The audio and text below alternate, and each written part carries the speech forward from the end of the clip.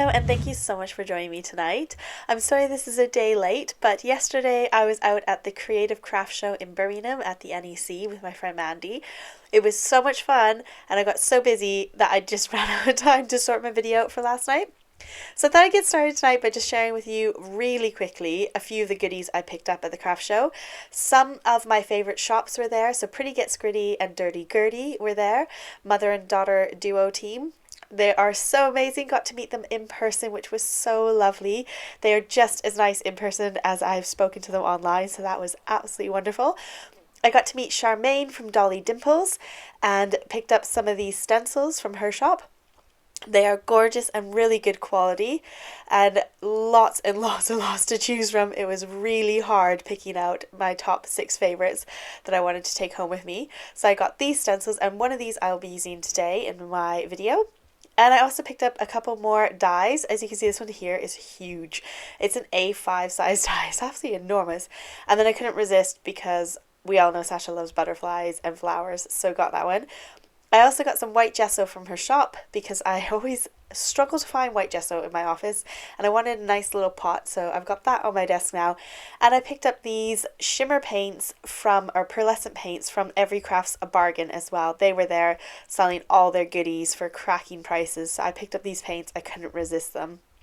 Josie, who's a member of the Every Craft's a Bargain team, was sat there painting with them, and I just had to get some. So we're going to crack on now and go straight into crafting. Tonight's craft is nice and simple and should be really easy and fun, and hopefully you can do this at home as well. So I've got myself a card panel. I've just cut 1/2 centimeter off of 2 sides so that it's just a little bit smaller than my standard card size base. And all I'm going to do is do some masking. So if you have not got masking tape, or you have not got any of this sort of low tack tape, this is the mint tape from scrapbook.com. You can just go ahead and use bits of paper if that's all you've got. So use some cardstock and mask it off yourself. So I am taking a sponge tonight because I didn't feel like going through my daubers and figuring out which one belongs to which color, and I'm just chopping up this sponge and I'm going to use that tonight. So go through your bathroom, find a sponge if you haven't got anything that works, and it will do the job. I've also picked out a whole bunch of purples and pinks, and hopefully you can see the names of those on the screen. If not, I will do my best to put them in the description box for you, but I'll probably forget. I literally looked at my ink shelf and went, I want pinks, I want purples, and just grabbed as many as I could. All we're going to do is just make a creative, fun pattern using our tape and masking off parts of our card. So I'm going for triangles.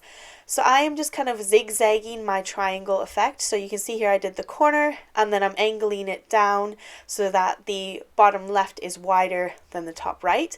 And then I'll switch that so that the bottom right is smaller than the top left. Hopefully this is making sense. I'm just basically zigzagging those little triangles and then filling them in with ink. So it's really quick, really easy to do. You really don't have to think about it, and you can use whatever's in your stash. So whatever ink colors you've got, because we're not blending them, we don't have to worry about what they would look like together if they were blended. We're just going to apply them. Now you can see here I made a little oopsie. I didn't get my line quite right at the top as well as the bottom. The bottom I didn't get quite enough over to give me like a triangle all the way to the edge. There you can see my triangle is not quite to the edge of the paper. So all you have to do is just realign your tape and fill it in a bit more. Because I'm going very heavy-handed with my ink, I don't have to worry about any lines showing up afterwards. If you're doing it really light-handed with ink, then you will notice that shading difference. But if you go nice and heavy and get quite a good juicy ink worth onto your cardstock, it really won't show up if you've made an oopsie and have to correct it. So again, I'm just going back and forth with my colors, and I'm kind of going from darkest to light and then switching over my colors and using the pinks instead of the purples, and doing the same, going dark to light, and making my way across my piece of cardstock. Now, if you want a masculine card, this works amazing for a masculine card as well. You could just do blues, greens, and yellows. If you know what your friend's favorite colors are, you could just go with those colors. It's a really nice universal card that will work for pretty much anyone and any occasion. You can put whatever sentiment you want in there. So here's a close-up. You can see how smooth that looks and how lovely that is. The other thing I really like about the mint tape is I find it doesn't bleed through.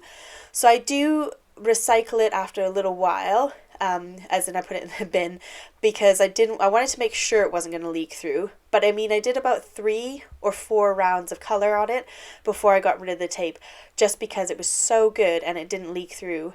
I could really make use of it and make the most of my products. So here is where I stopped. You could go the whole way across the page if you wanted and cover the whole thing, and then you could die cut a sentiment to go on top. But at this point I wanted to keep it simple, and I had a very short amount of time given I'm crafting on Saturday and not Sunday, and I decided to go with stamping that bottom right hand corner. So I picked out to someone special, because that could either be an anniversary, it could be a birthday, kind of a universal sentiment. The next thing I'm going to do is bring in a stencil. Now, this is the part where you could stop here if you liked it, or you could carry on and do a little bit more. Let me know what you think in the comments, whether I should have stopped or whether you like this version more.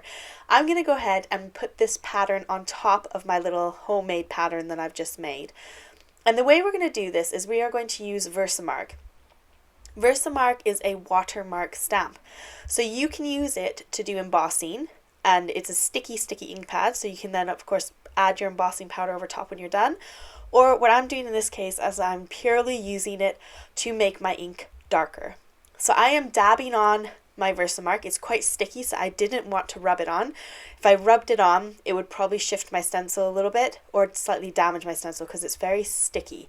So I decided to dab it all on, and when you're done and you take it off, you can see the end result here. You can see that beautiful pattern, but I've not used any other colors of ink.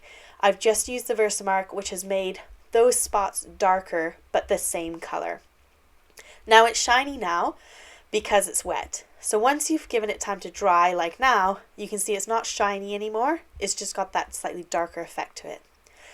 Now you could again stop here, but I wanted to add a little bit of bling, and I've got my little strips jar on my desk where I keep all my extra strips of cardstock. I just tuck them all in there, whether they're black, white, craft cardstock, whether they're glitter cardstock. No matter how skinny, as long as they're a nice even strip, they go in my little jar, and then they come in handy for times like this when I want to add a little bit of something onto my card. So I apply that on there and just snip off the ends, and I've got this beautiful extra little bit of sparkle to the card. Now we can go ahead and take that panel and attach it to our card base. So I've got an A5 card here. I'm just folding it in half. This is how all my cardstock is. I order it in A5 and then I fold it right before I make it into a card. So it sits really nice in a trolley next to my desk, and it's really convenient and doesn't take up much space at all. So I decided I wanted a little bit more when I finished this bit of card, and I remembered that I got these really fun sort of sequins that have no holes, and they're just purely round, and I got them for AliExpress. I just glued on 3 of those to finish off my card.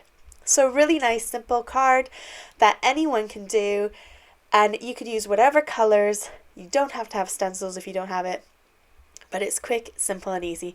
I hope you enjoyed crafting with me tonight. Look forward to seeing you again next week. And have a fabulous rest of your day, and happy Mother's Day if you're in the UK or in a country that's celebrating Mother's Day today. Happy Mother's Day to all you mums. Take care. Bye.